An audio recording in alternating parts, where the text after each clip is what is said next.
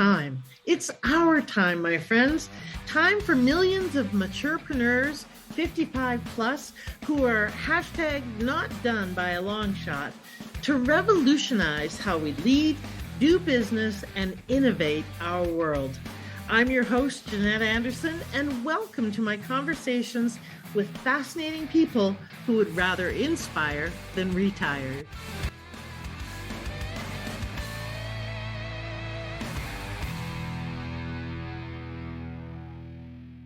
Hello, everybody, and welcome to this episode of the Maturepreneur podcast.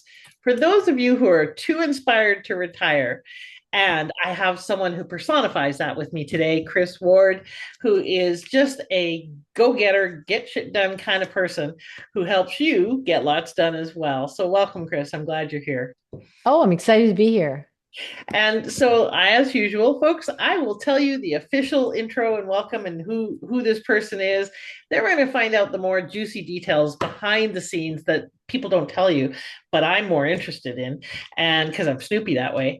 And then we're going to talk about how do you actually start to scale, grow, bring in team, and be effective. Because let's face it, most of the time we spend our time doing stuff that's not very helpful, doesn't help us get things done, and doesn't keep us on track with where we want to go. So Kris Ward is a productivity coach, team building specialist, and systems strategist. She's creating a movement where your business supports your life instead of consuming it. Kris is the founder of the Win the Hour, Win the Day philosophy. Kris is has shared the stage with Jack Canfield, Chicken Soup for the Soul, Kevin Harrington from Shark's Tank, James Malinchak, ABC's Secret Millionaire, Sharon Lechter, Rich Dad, Poor Dad co-author, and Joe Theismann, NFL All-Star and commentator, to name a few. So she gets around and hangs out with some cool people. Kris was invited to present to Microsoft's International Leadership Enablement Community as well. Kris has been featured on award-winning podcasts, radio, and TV shows. She is an acclaimed podcaster herself. You can hear Kris on her own podcast, Win the Hour, Win the Day, where she has engaging conversations with dynamic guests covering a variety of business topics so you can get your next win now. All right, boy, there's no grass growing under your feet, is there? I have a little bit of energy. Yes, I've been told. Yeah, exactly. All right. So, Kris, I know you've got a book. We're going to talk about that. We're going to talk about the Win the Hour, Win the Day philosophy. But first, let's find out about the real Kris Ward. So, what's something people would never guess about you that would surprise us? I don't know about never, because I don't think I'm interesting enough to have a never, but I think most people are surprised that I have a strong addiction to Formula One. Okay, yeah, that might be very surprising for a lot of people. And so Yeah. driving in it, watching it. Oh, dear God, not driving in it. No. Yeah, watching it. I got addicted a couple years ago. Well, maybe 5 years ago now. I was watching it was a documentary done on Netflix, and Drive to Survive. And the machinery of getting cars, the track, the magnificence of the elaborate systems that had to be taken from like Tokyo to friggin' who knows where, the middle of the Middle East in the next weekend was just astounding to me, right? So that's how I watched the documentary. And then one thing led to another, and I got hooked. And now I know more about Formula One than one human being should know. And it's not having, it's not improving my life in any way, but I do have fun with it. That's awesome. Hey, well, Yeah. fun does improve your life and probably makes you better at parties, more interesting at parties because you have something weird to talk about. Yeah, maybe. Well, it's not weird if you're in that world. So let's talk a little bit about how and why you got here. So tell me a little bit about your journey and why you do what you do. So what's your purpose in life? Yeah, I'm pretty passionate about this. So, everybody hold on to your seats here. So, when I started my business like 14 plus years ago, the first couple of years I was in business, I worked insane hours. And my husband said I was always stealing from sleep, getting up earlier and earlier and staying later and later. And it was about the 2-year mark that I was told I was losing a little bit of my charm. And I just thought, oh my gosh, I can't have this. Here's my biggest fan. He's always cheering me on. He's doing all these wonderful things. And I was just exhausted and cranky all the time. So I literally went from working 16 hours a day down to 6. Now, this did not happen overnight. That's a whole story on its own. However, luckily I did that because it was a couple of years after that that my husband was diagnosed with colon cancer. And I was pulled away from the business for about 2 years. And when I returned after his passing, my existing clients had no idea of my absence. They like it was, we were just very positive in nature. It was not how we navigated his journey. The local business community didn't know. And so they started to come to me and say, like, hey, how could you have possibly been away and we not know? And if you could do that, maybe you could help us, see our friends, our family, get to the kids' soccer games, things like that. So I started working with them under that capacity. And I started to realize really quickly the people that needed me most looked really good on paper. They'd been in business 5, 10, 15 years. They may have a book or a podcast or all these things going on, but they're still working way too many hours for that point in their journey. And to really nail home your big why, Jeanette, is take the emotion out of my story. If I had returned after that and I had to then, had to dissolve business and had to find a new job, search and find a new job, be charming in an interview, learn a new position, like it just was not within my brain capacity. Right. So, I mean, just for that alone, that's a huge why. Life has interruptions. So you need to have a business that supports your life, not consume it. Yeah, I appreciate that, and condolences on the loss of your husband, and congratulations on creating that capacity within yourself and within your business to be able to deal with that and go through that Yeah. that way. And now to take that and support others in being able to deal with that, because you're right, lots of stuff happens, and especially as we become maturepreneurs, more of that kind of thing happens. The older we get, the more people around us get sick or die. We may have challenges, etc. We got to Yeah. factor that in to how we build our business so that we can actually really practically be successful. Yeah. And so I love that you took that pain and turned it into something that profits yourself and other people. Let's talk a little bit about your philosophy and your approach and what allowed you to do that. So what allowed you to be able to take that time off? How did you go from 16 hours to 6? Yeah, that was quite a process. At the time, oh my gosh, I was surrounded by some really amazing mentors and they were brilliant and they were talking to me. The first thing they were talking to me about how to utilize your calendar, right? And I found that quite annoying at the time because I thought, you don't understand, I get a lot done in a day. And this is part of my identity, which I find similar to all my clients, is I was a go-to person for a lot of people in my life. And I got more done than anybody else I knew. So I just thought that there was too much to do. And that's what all my clients look like as well. It's like it has to be that there's just too much. Nobody else is going to be able to fix this because nobody's getting done what I'm getting done, right? And so that really holds you hostage for a really long time. And then what breaks my heart about that is then you get this, well, maybe, then people start really reaching later going, maybe I have a fear of success or all this other stuff, or maybe I've got ADHD or all these self-diagnoses if I was only more disciplined. So I didn't quite get that, but I would say probably the first thing is I understood and I sort of redefined it. Instead of thinking of time management, I was thinking of energy management. And a real profound thing for me when I learned that the to-do lists are amazing if you're looking to add stress or any kind of, thing in your life that'll make you crazy. A to-do list is fantastic. So I was running off a to-do list all the time, hit Monday morning with my mighty to-do list in my hand, thinking I could outrun time, frankly.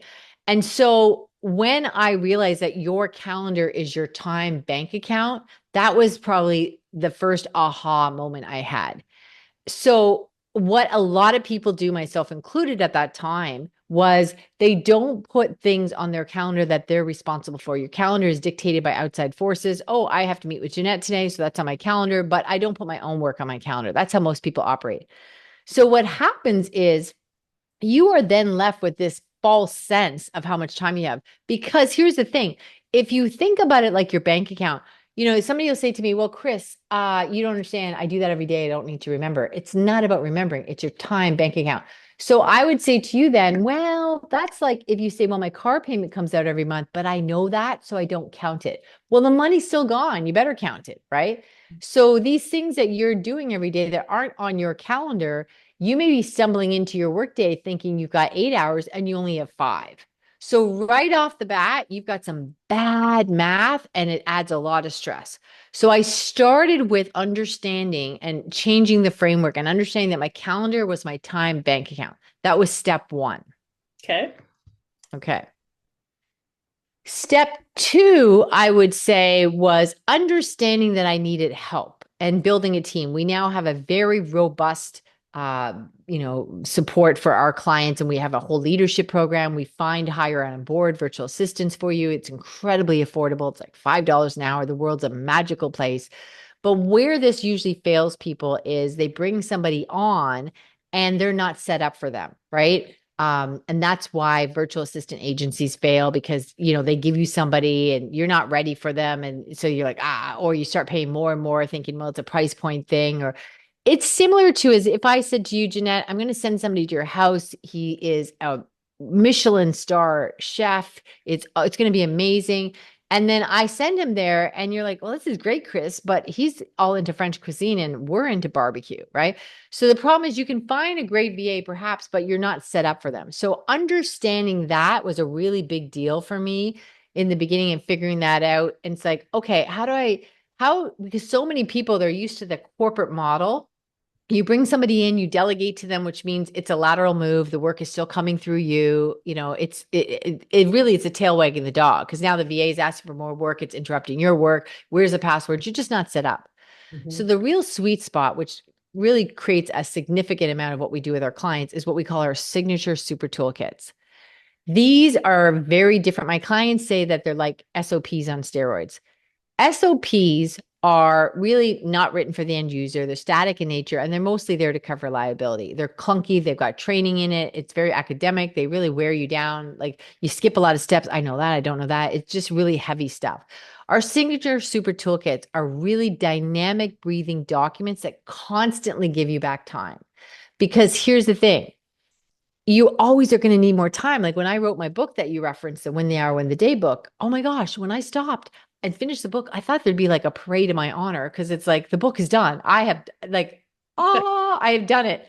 But because it took so much time on my calendar. But then guess what? I got to promote the book. I got to pitch to be on podcast. And then I have to do the podcast. And there's always the next step that requires more effort in that process. So you constantly need to be able to find more time, because otherwise you have a job and you're just doing the same repetitive tasks. Yes. And that is not what you have as an entrepreneur or small business owner or coach or consultant, because what makes you successful or different or anything than your competitors or keeping up with your competitors is your ability to get ideas to execution.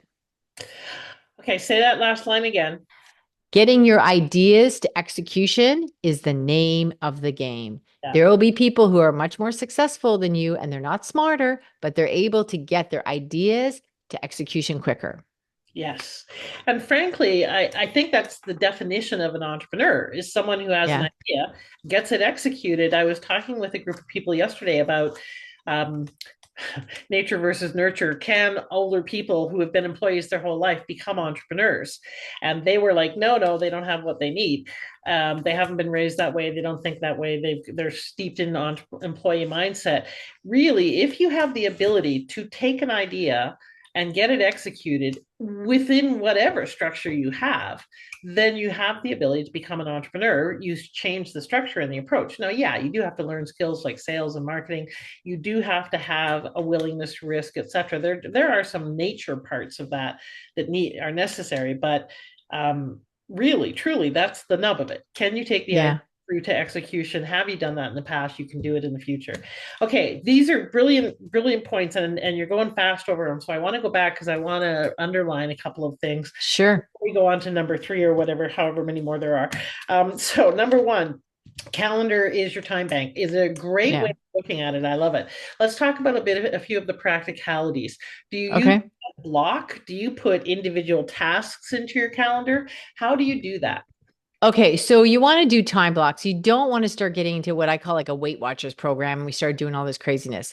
There's some very simple thing. I do 1 hour time blocks, but in that 1 hour time block, you also want to allow, like, the first thing I do every morning is I go in and I look at my calendar, and then I ask Google to set me timers 10 minutes before the hour's up, so that I knew 10 minutes before this, if I was deep in something, it's going to alert me to get ready for this, right? So that's one thing. You know, nothing done well is done by memory. You don't want to be, oh, I'm so busy and I got sucked into something and I forgot. There's no forgetting. So you do want to set it 1 hour time blocks for sure.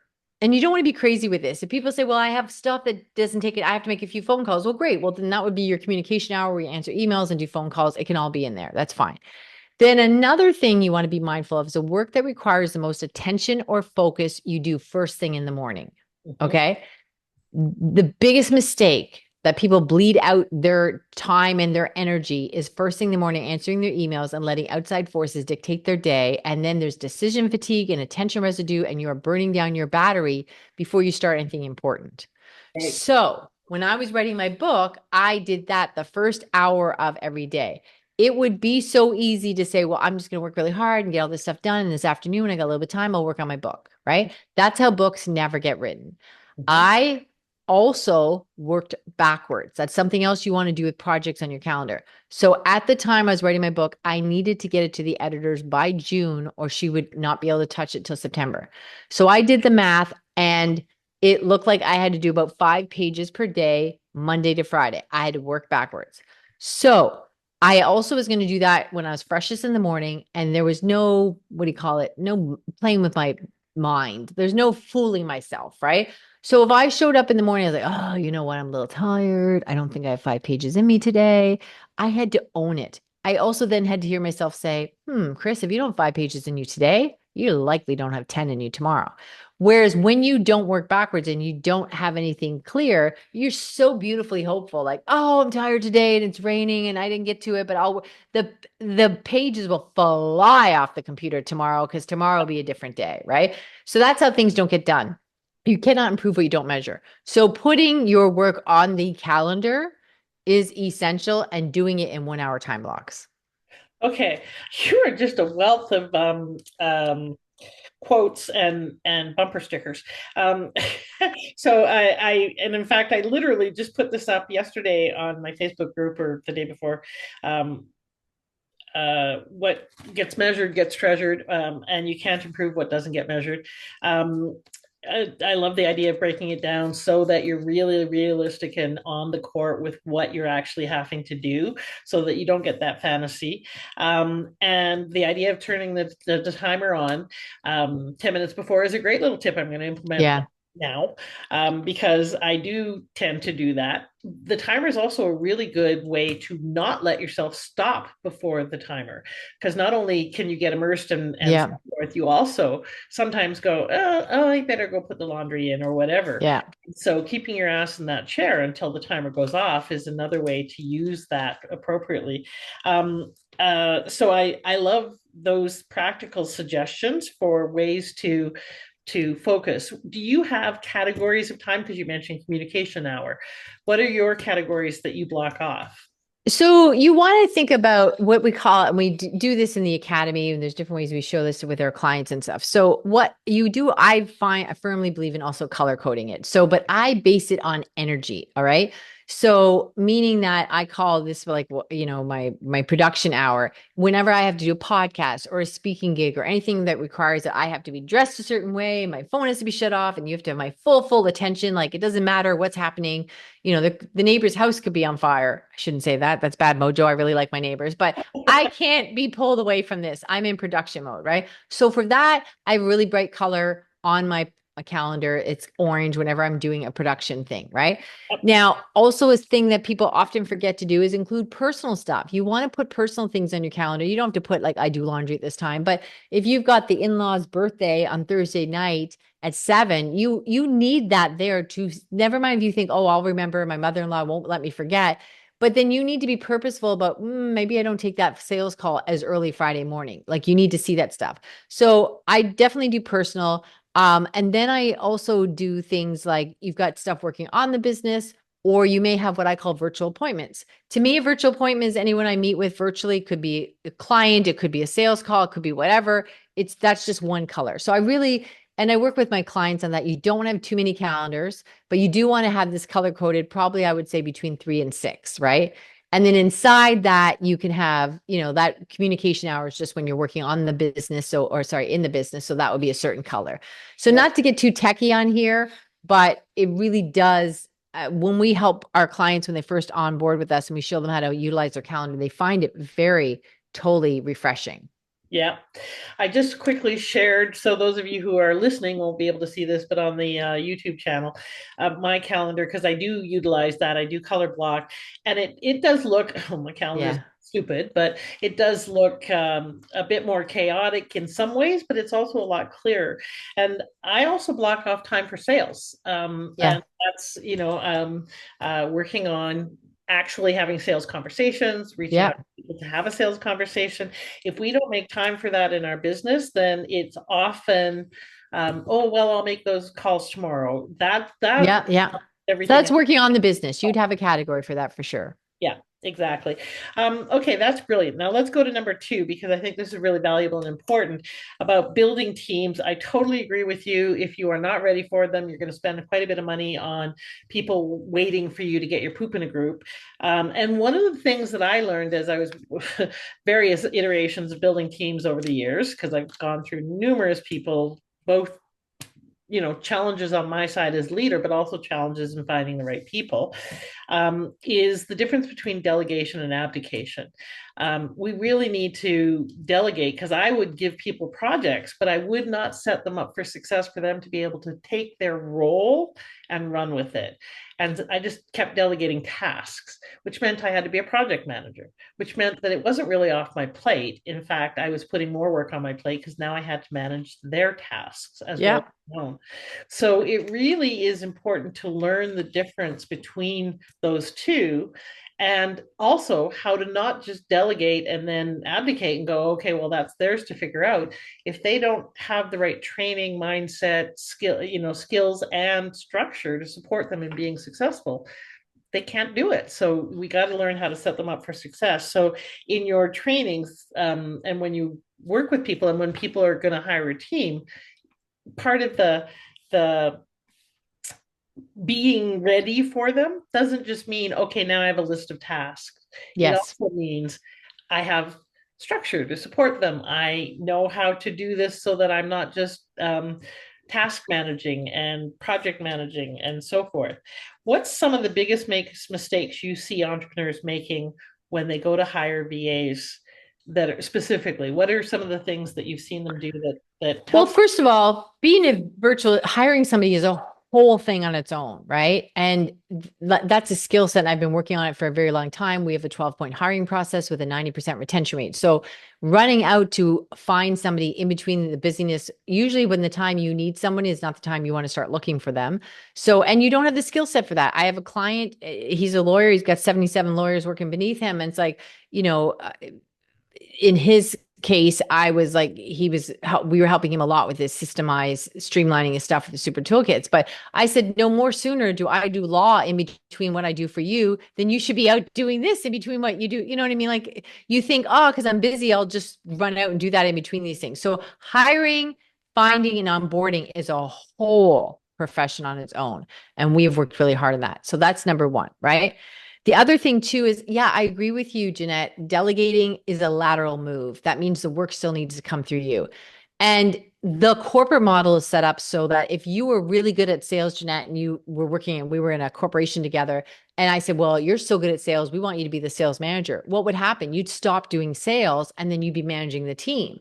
And we don't have time for that as entrepreneurs, coaches, consultants, small business owners. So the whole model is upside down and sideways for what we actually need, as entrepreneurs. So we come at it from a completely different angle, right? We never use the word delegate. We have this leadership program so that not only can we leadership too.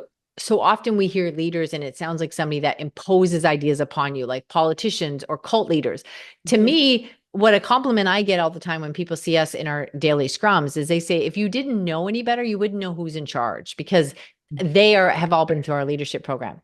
In addition to that, when we find, hire, and board them, and we're training you, Jeanette, on our signature super toolkits, that VA also, we're training them on super toolkits as well. So I'm working with you, I'm working with them. It's coming at you from both sides so that you're not then trying to learn something and pass it on to them and they get the diluted version of that. So a whole bunch of things happen there.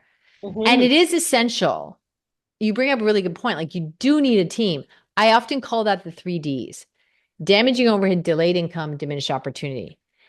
Let's keep the math really simple. If you could sell a package, Jeanette, for $100 and you're busy doing the admin work, all this stuff, gobbling up your time, and you're not out there bringing in that package, then you're billing your company $100 an hour. Like, that's how it works. You are the most expensive damaging overhead for your business. Then delayed income. What about that client you got in June that you could have had in January? How much did that cost you? Plus, if they referred you to one person, right? And then the most painful of them all is diminished opportunity. When I say, oh my gosh, Jeanette, I didn't know you did that. I just locked in with somebody else. What's the lifetime value of that customer, right? So absolutely, you want to have a team. And those mistakes that you talked about so admirably and sharing so wonderfully are the mistakes that people go through. And then sometimes they do that for 3 to 5 to 7 years. And they'll say, Kris, I had a VA and I thought, oh, maybe I wasn't paying. I didn't get the right one or the right agency, or I started paying more. And all of a sudden I've had people come to me that were paying a VA $50 an hour. And we found them one for $5-6 an hour. And they're saying, I would have kept that other one. This one's so good. And it's like a crazy, so much less expensive. Like, it's nuts, but it's all the things that we put into that, the leadership program, the setup, everything that goes with it. Right. All right. So these are some really great practical tips. And by the way, just as a little aside, for those of you who are entrepreneurs who are thinking of being speakers and on podcasts and so forth, Kris is also modeling seeding, which is a way to sell your services by talking about it in a way that it helps educate, but also lets people know what you do. So listen to how she's doing what she's doing, because she's doing it brilliantly. So thank you for that, Kris. Flattery will get you everywhere, Jeanette. You just go ahead and compliment me and I'll talk to you all day. Okay. So folks, that's number 1 and number 2, which is getting help building your team. Now, how do people know that they're ready for a team? Well, I would say any single day that you would like to get more done, make more money, and not work the same amount of hours. Really, the best day to start building a team is day 1. And the second best thing is like today or yesterday, right? So it's just your ability to get more done. If you've got more ideas than you can implement, and here's really it. If you hear yourself say, once I get past this next thing, ding, ding, ding, ding, that's the alarm. Because there will always be a next thing. Once I get this done, or we got this new client onboarding, or we're doing this webinar, once we get past, Christmas, whatever it is, summer holidays, whatever. Mm-hmm. Once you hear yourself saying that, it's like, enough is enough. How long are you going to say that? Okay, so I hear you and I agree. And coming back to your earlier comment about if you aren't ready to actually hand it off, if you don't know how to use your team appropriately, because a lot of times, and I've done this, I've hired people prior to being clear, prior to even being clear what the model was that I was focusing on. And I've seen my clients do that as well, when they have the need for sure, but they don't have the clarity about kind of what they need to do strategically. So they can't have tactical support because they don't have, like, they're busy running up the ladder, but they're not sure they got the ladder up against the right house. So having people hold the ladder for them isn't going to be all that helpful. So So when you work with people, or when people are looking for VAs or team members or support, so virtual assistants, or if they're hiring, whatever they may be hiring, how do they get some clarity about that? How do they know when they're ready to rock in that regard? Well, I would say anybody that's got a business is going to need help for sure, but it's a big part of what we do. So much. Here's what I'd say. There's pre and post work to everything that you do. And you so often get confused and your job starts to expand and you think that's part of it, right? So here's a quick example. A designer I worked with, she's like, Kris, you don't understand. I go into the home. Yes, there's other designers, there's all this other stuff, but mostly her argument was that people have too much that's editing. It's more taking stuff out of the room than putting it in. And she said, I just see it. I can't have a V. Like there's all these things that I just do that I can't articulate. You don't understand. And I get that a lot. That's probably the number one thing people say to me. Oh, you don't understand. My business is different. Okay, fine. Here we go.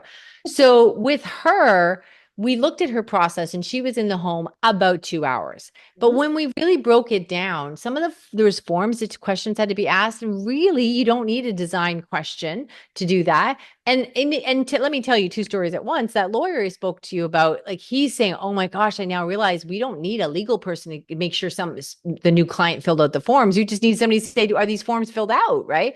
So there's often, and he was a lawyer with like they're in 5 continents. He's got 77 lawyers. He's a really, really smart man. And he's like, duh, I thought this was part of our expertise. It's not. We just need someone to go, this form has been filled out, right?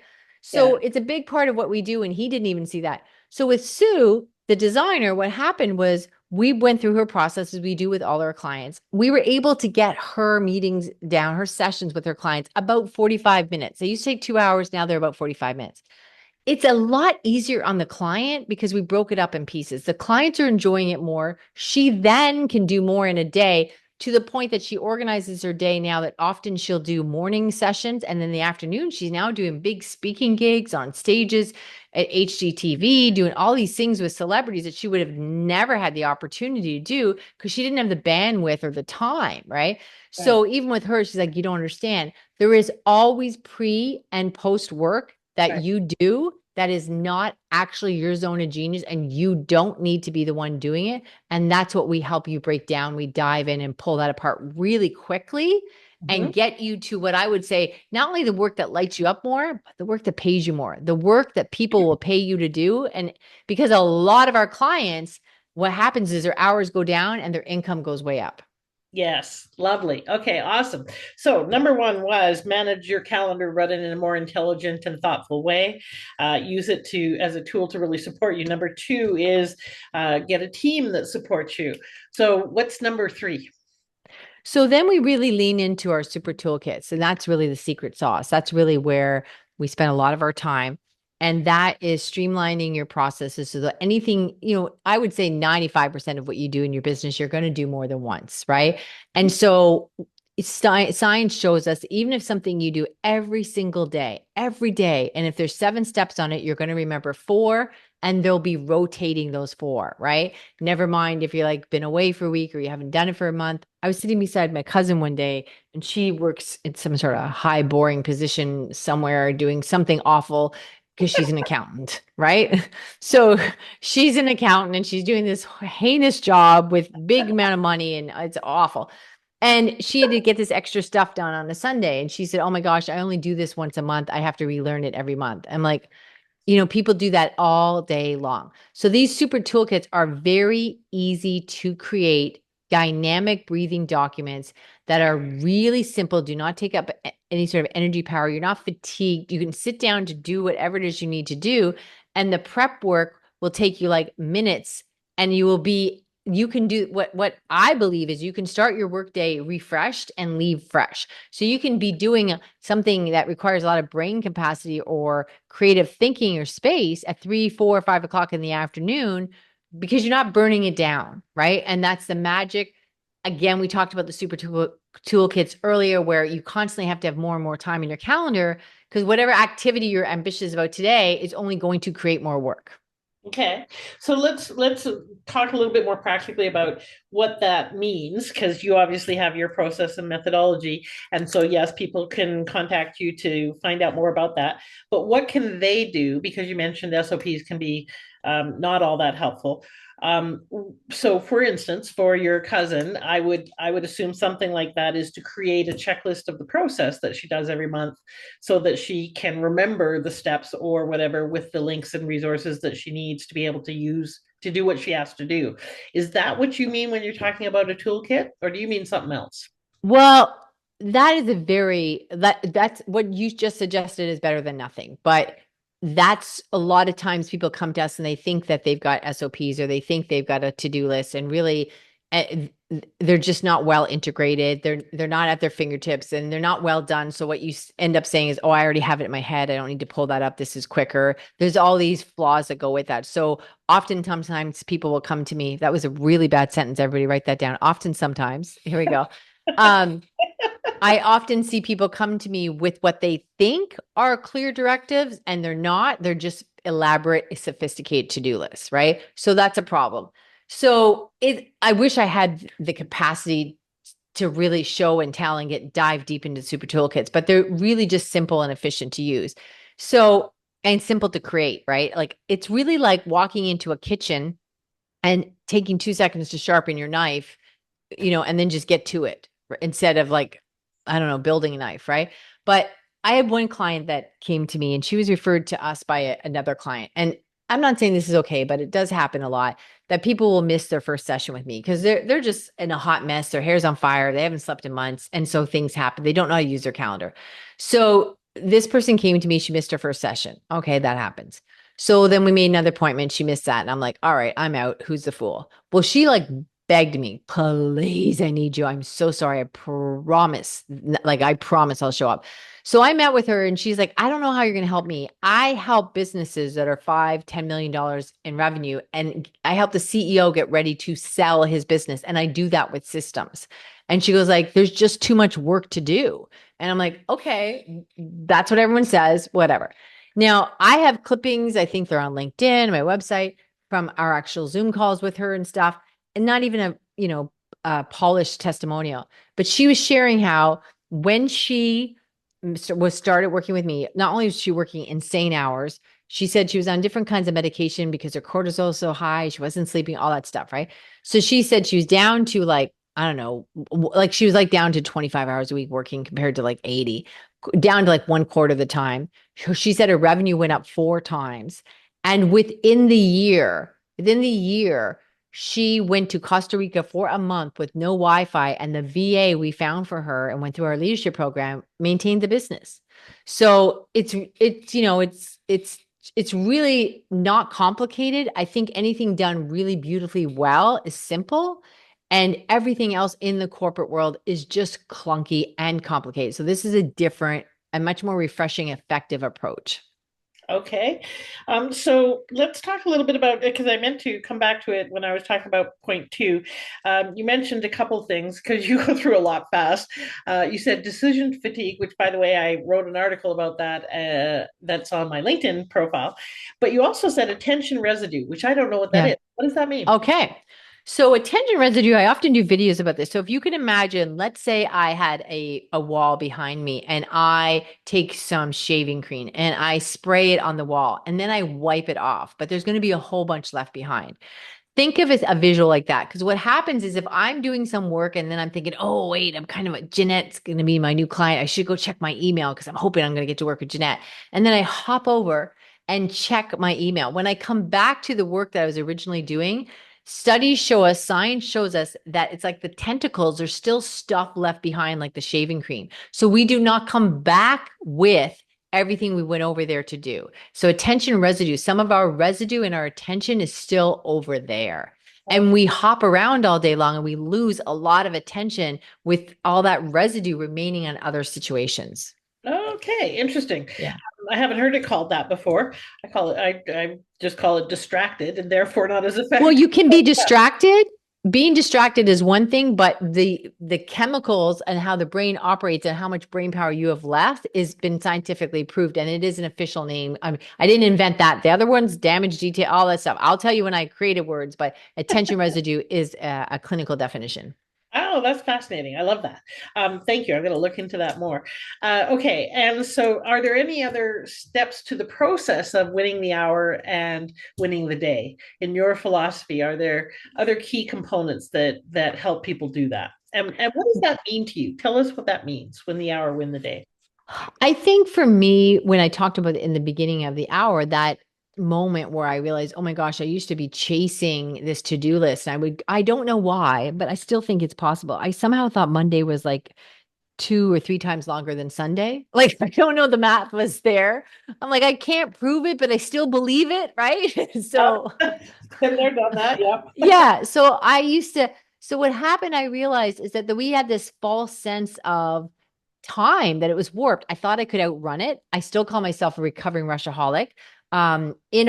We do have a free gift from Kris.com, free FREEGIFT from Kris, KRIS.com. There's some goodies there I'll tell you about later, but one of them is you can take a business personality quiz and find out what you are and the strengths, and it takes 30 seconds and it's customized results. I happen to be a recovering Rushaholic. I truly think at times, I'm better now, recovering, that I could outrun time, and that, I could just go fast, fast, fast, and filling things out in the calendar would really just be a waste of my time because I could go faster than the speed of light. So when I realized that these things, if I can't win the hour, I'm not going to win the day. And this is interesting to me too, because I hear a lot of people talk about goals, and this is my new passion. People say, well, I'm going to deal with these goals after Christmas or after summer break or whatever. And I'll say, that's just making yourself feel good later. If you can't get what you want done, lots of people will default like, oh, this isn't happening. I'm really getting frustrated. All right, we're gonna make all these goals for whatever. Well, you can't get what you want done this morning, this day, or this week. This is just you writing a fable about 3 months down the road, right? Don't have the skill set now. Why are you making these goals for later? You don't have the ability to implement now. So that's the whole thing, is chunking it down. This false sense of, well, I can do better next week or whatever. We're all going to start a diet on Monday. Nobody jumps up and says, okay, things out of control, it's Wednesday, I'm going to take control, right? No, you go, oh, well, I'm going to eat, sitting there eating chips while you watch Rocky do push-ups, going, okay, Monday, I'm going to get into training like, Sylvester Stallone. So that's what we do with the false sense of hope in our business. Brilliant. That whole last section, put on repeat and listen to that a few times over, everybody, because there's some truth bombs in there for sure. Okay, let's talk a little bit about, just quickly, about the book, and where people can find it and so forth. But also, you mentioned, I thought I would have a parade because now it's done. And what a lot of authors or potential authors don't know is that writing the book is probably the easiest start to the process, or the easiest part of it, perhaps, but certainly it's the beginning, not the end. Yeah. So talk a little bit about that and how you have now turned it into the success that it is. Well, those are generous words. Thank you. I think it is a success just on the mere fact that I do have a book. So there is that. And then we do have something really special for your audience, Jeanette. If they go to the www.freegiftfromkris.com, like I spelled KRIS.com, I've actually, for a short period of time, you got to grab it quickly, we have the audio version of my book. So you can grab that there free of charge. So you can do that. So you are right. That is just step one. You need to, but again, it just ties back to everything that I do, your team, your time, and your toolkits. You need to be able to move to the next steps, because you think once I get past this next thing, oh, my book will be done. I'll get all those hours back that I was working on the book. Now the hours have changed. I'm now, I'm tied to your schedule so I can be on your podcast. So you have this false sense of once you get past this next thing, things will be different. And that's why you really want to have the capability to leverage your team, your time, and your toolkits. Okay. So let me just make sure, free gifts from Kris.com. Yeah. Free gift, GIFT from Kris, KRIS.com. Okay. Gift singular. Got it. I had plural. So awesome. Love it. I'm there now. I'm going to get the audiobook as we speak. Okay. Because I listen to audiobooks more than I read. So thank you for that. Okay. Let's talk about how people find you and can work with you, and tell them a little bit about your podcast as well. Yeah, so I hang out a lot in LinkedIn, so you can message me there or comment or do anything and tell me you heard me on this fantastic show, and we'll become fast friends. And then, yeah, my podcast, it's anything we cover from sales to social media. It's just a broad topic where I get to meet interesting people. It's, this conversation comes up a little bit in response to me answering questions, but it's not what the show is about. So yeah, I'm out there everywhere and I'm not hard to find. Okay. You can Google me and stuff comes up. The name of your podcast is Win the Hour, Win the Day. Win the Hour, Win the Day, on all the major platforms. Do you also have the videos on YouTube or no? We got pieces of it. Yeah. I'm not sure. It's not a big thing there, but it's mostly audio. Okay. There are some visual people who prefer that. Okay, awesome. So check out and connect with Kris on LinkedIn. Check out her podcast, Win the Hour, Win the Day. Go get the gifts and the free audiobook. And, bonus points. One of the things lift tips that I learned from Alex Hermosi, which you would have thought I would have learned before now in my 64 years, but no, is read the book while listening to the Audible.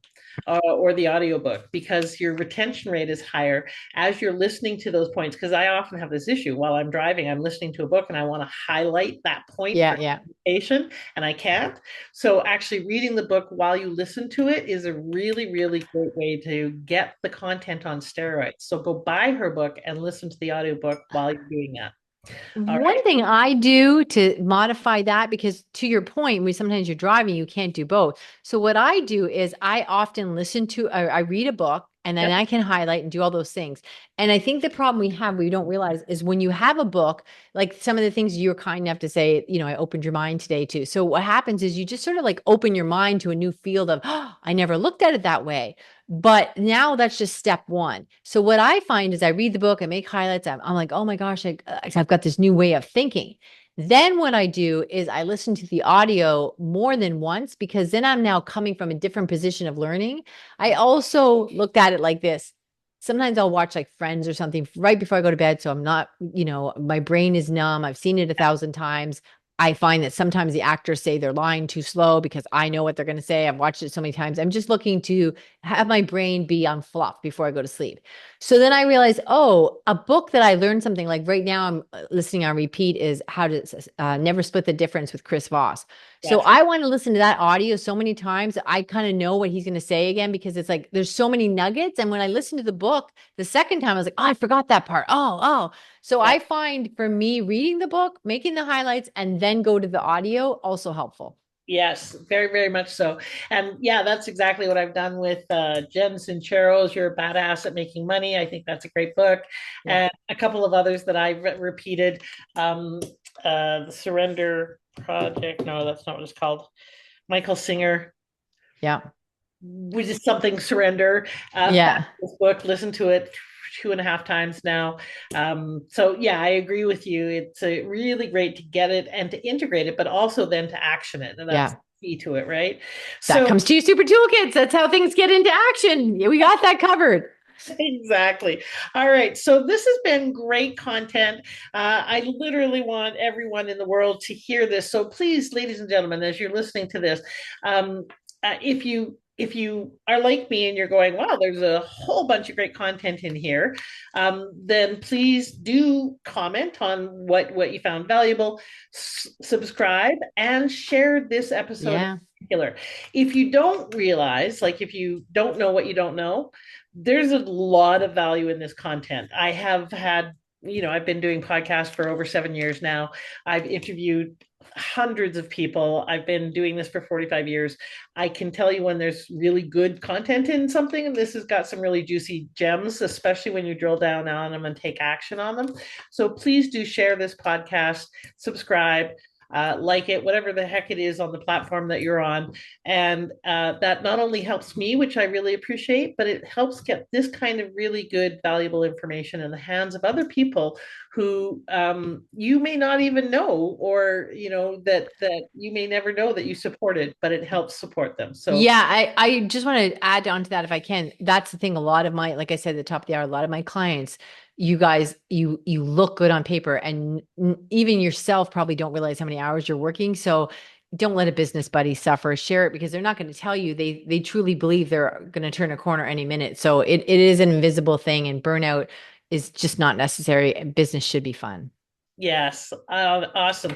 Well, and that might just be the mic drop finishing that we wanted there. But what's one last thing you'd like to leave everyone with, Kris?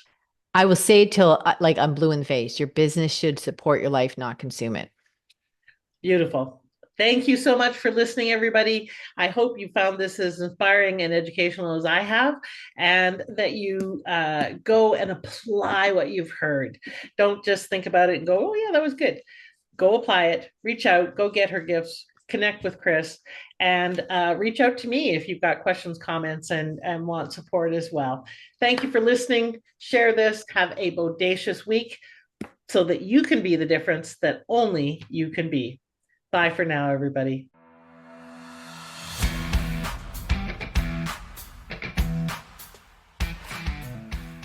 Thank you for listening.